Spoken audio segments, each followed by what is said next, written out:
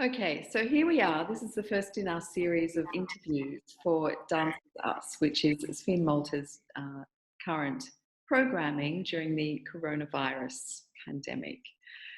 So with me today is Sergiu Matis, who's a dancer and choreographer based in Berlin. He's from Romania originally and has been in Berlin for, well, I think about 15 years, but he can probably confirm that. So, starting with our first question. Sergio, what is your earliest memory of dance? Hi, everyone. So, yeah, thanks for this interview, this moment shared together. Hey, Nicole. Good Hi. to see you. Also, and I should mention that you're actually creating a new work with ÄžfinMalta at the moment, which is, we've had to press pause on that, and it's Yeah, called Summer Night's Dream, and you might want to speak about that a little, but we will be back with that production a little later in the year or mid-year. yeah, hopefully. Yeah, we were interrupted in our dream making by real life nightmares.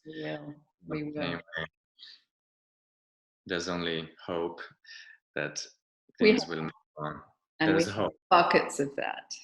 Good. So, to your question, Yes. my my first memories of dance, it's actually um, it's more of an anecdote that I remember because it was related to auditioning already almost.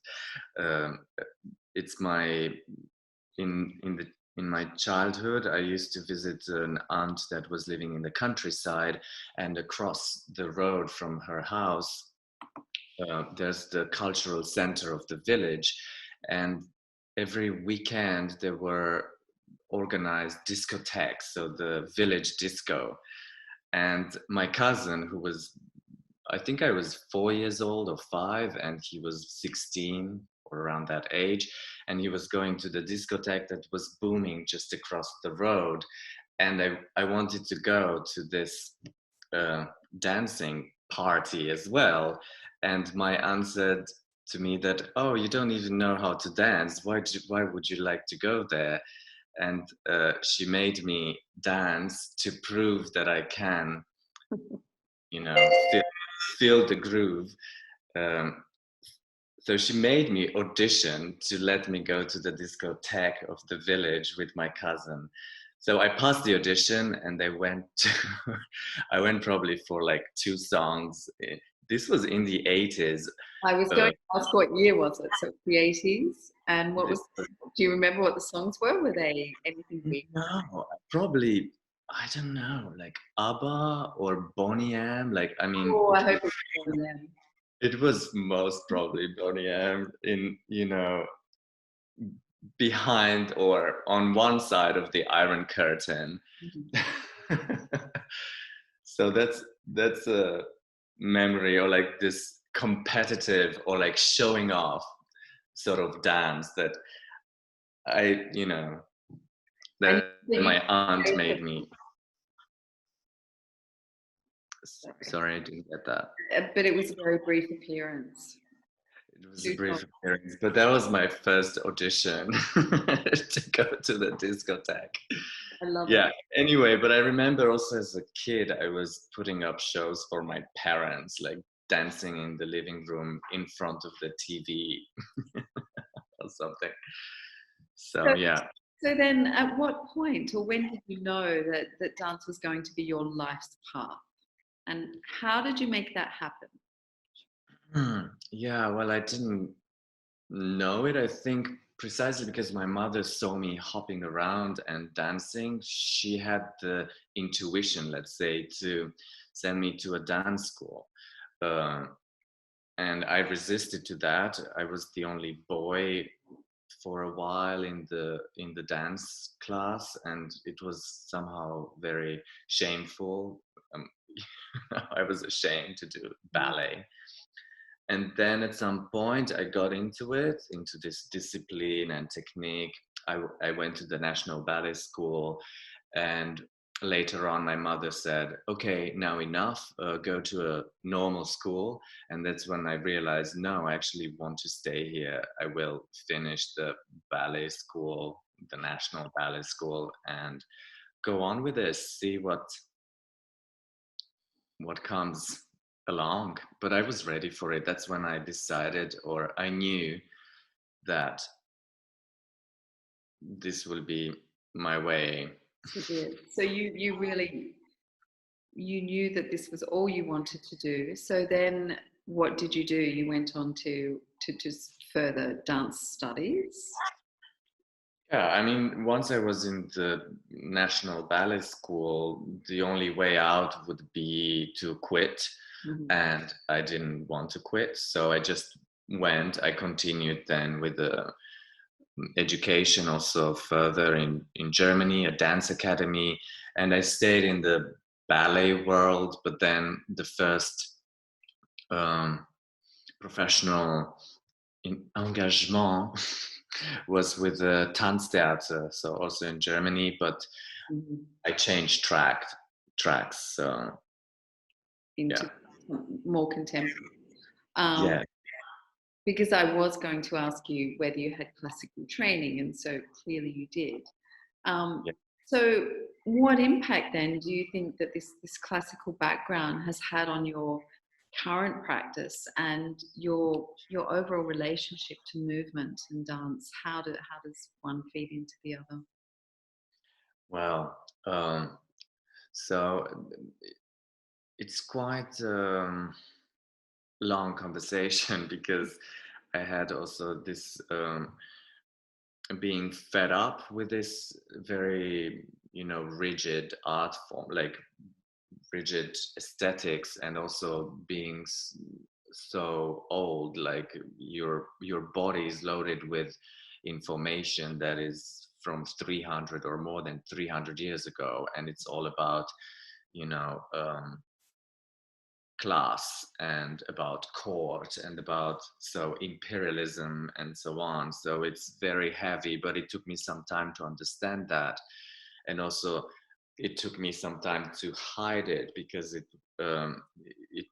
yeah, I don't know, yeah, there was a time in dance where virtuosity was almost shameful, or yeah, so I had to learn how to get rid of it, but you just can't get rid of it because it also formulates the way you think, not only the way you think about movement but about life. This training that I went through in during ballet education is quite intense and formative. It's through repetition you achieve things, so you become very obsessed with your own body, with the rules that this system gives you. So even then, later on in my own work, when I started choreographing pedestrian movement, or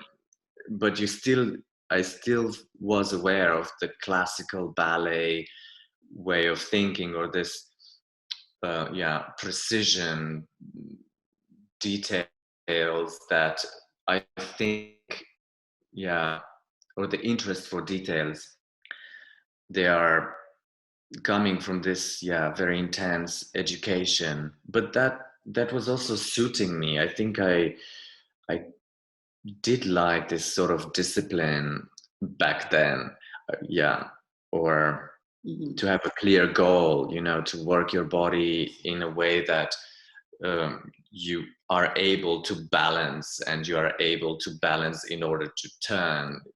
Things have to be in that place because that's how you are able to turn, I don't know, 3-4 pirouettes or jump and land, keeping a form. It's mad. I love this madness as well. It's like mathematics. So it's a very strict, strong language that that occupies my body. It's like, almost a contamination, or I feel colonized by it. Did I say contamination? Yes, so the ballet education was being contaminated with so much history and so, very complex things. And then also, I did this in the early 90s. So Romania was going through a transition from socialism, dictatorship, totalitarian regime towards this idea of freedom and wild capitalism. And we were, very poor. So sometimes my mother was crying because we didn't have enough food to put on the table, and I was pretending to be a prince in a dance studio. So this discrepancy between what ballet's standing for and this ballet education, while the reality was very cruel in this transition times in early 90s in Romania. So there's a lot I can say about ballet. And I'm in the same time glad that it occupies my body, because I have something to go against, or I have something to work with. It is a language that dominates me, but I can also dominate in a way, or work with it. It's a grammar. It formed me maybe too much. It's a give and take relationship. Yes. Yeah. I mean, the damage has been already done. Now I have to see how to survive with it, or how to live with it, how to live with this contamination. But you've been doing that for some time now. Yes. I've managed to also hide it in, when it was necessary. Some of my colleagues in companies in Berlin were surprised that I have that I have a ballet education at all, until we did a ballet class together, and they realized, oh, you're actually quite a ballerina. Yeah, but so with the time, I've learned to re-embrace it again, or I've learned to work with it, and then it's like another language that you've learned, and you've learned to master. So, was there ever a point in your career where you were given some kind of big break? Was there a turning point? That launched your career, more or less, that you on the path that you're on now? Yeah, I think there were several these moments, and I can't point at all of them, but one that I remember, it was when I did one of the first choreographies, and I went to Bucharest to perform it, and the director of the National Dance Center back then hated it, and he was so cruel in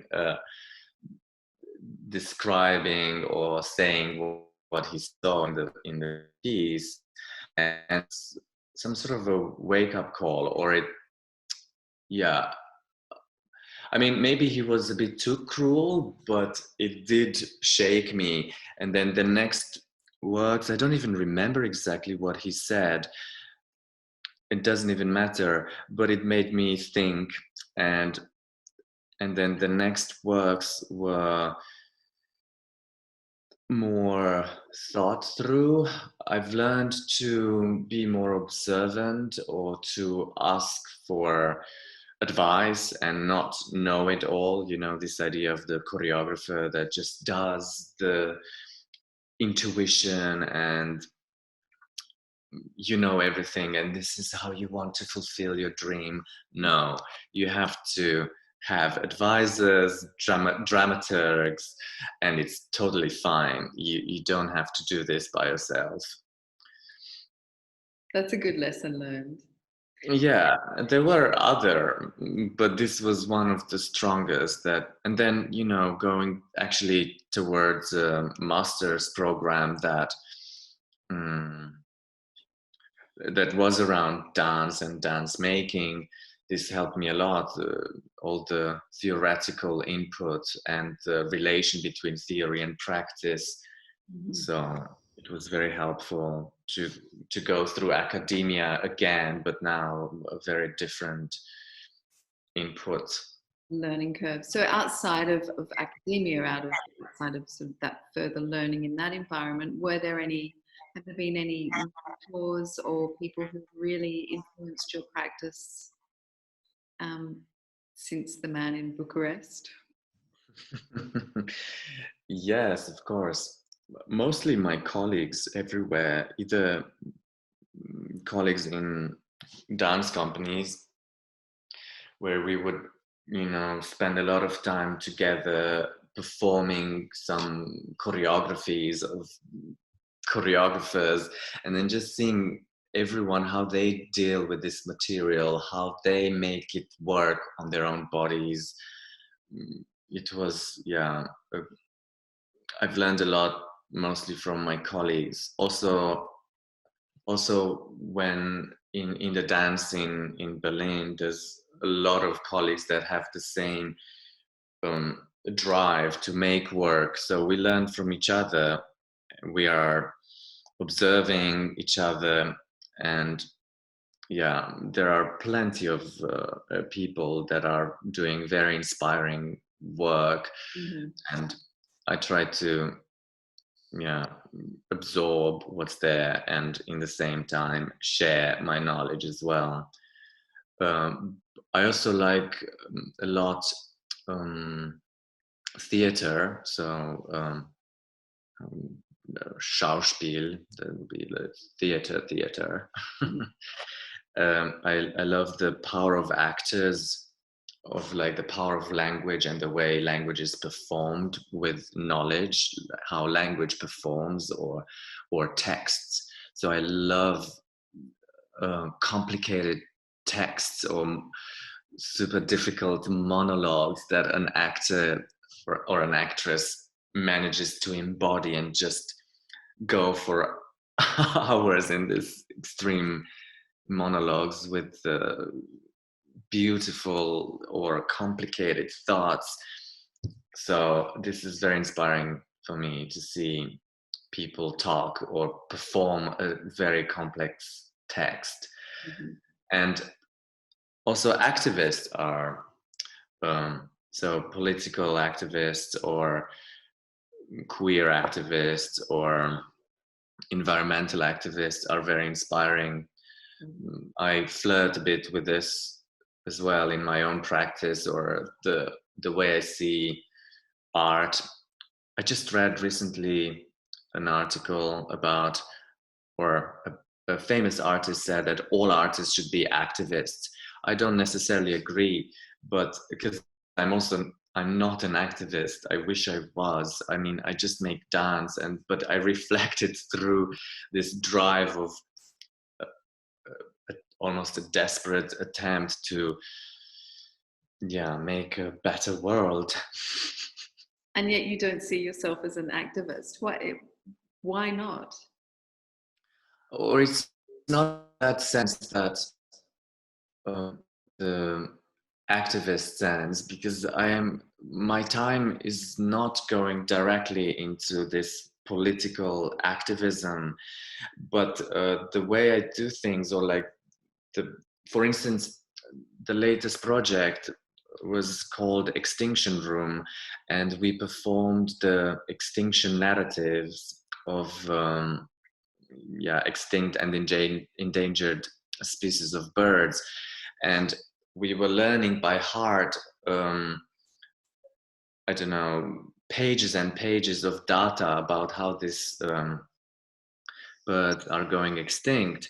And this is for me a form of activism, embodying their stories, because all this data is online, so it's already conserved and we know why they go extinct.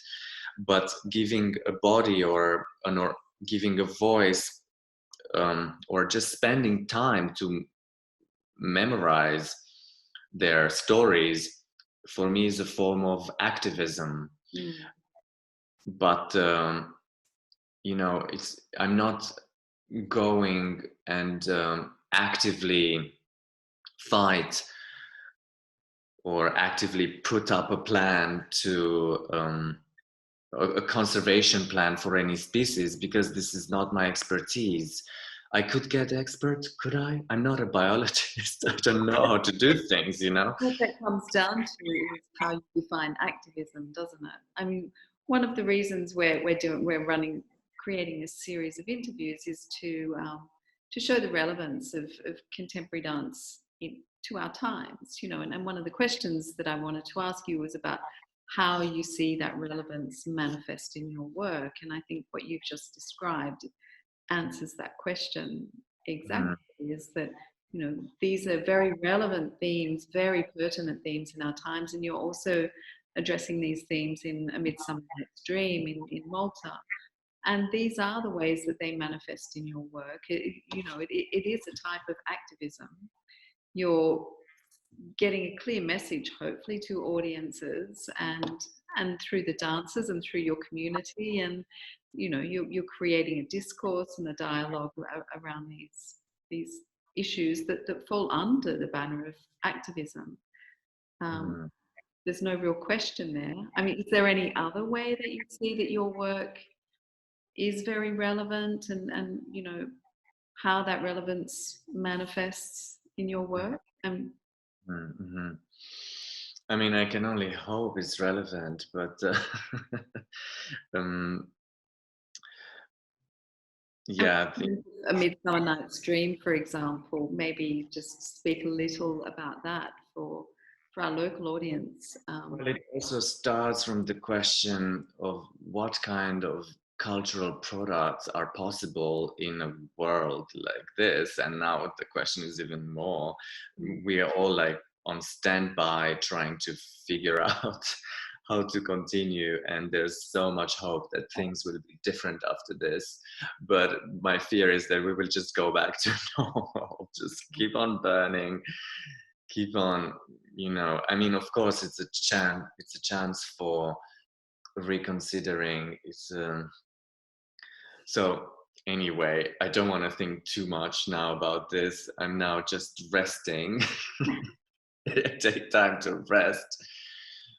But yeah, this was indeed the question that we looked, or the reading of Midsummer Night's Dream was through this perspective. What kind of dance is possible, or what kind of cultural manifestations are possible in a world in times of climate crisis.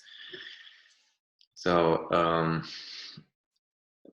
and then of course I often work with science fiction scenarios that are not necessarily then visible in the work. We're not staging the sci-fi scenarios, but it helps me think of extreme physicalities and performativities and bodies that are out of the norm, and they're just exaggerating what's already operating in the world. So we're trying to see and observe as we can from the positions we are in with our expertise, and how that translates in physicalities, in bodies. I also often work with the technology, but a translation of technological process that affect bodies and social relations. You touched a little on the influence that your peers have on you, and the people you work with, and people in the dance community in Berlin especially. Can you speak a little bit more about your collaborators, in the sense that how important these collaborations are to your work, and how you choose people you collaborate with?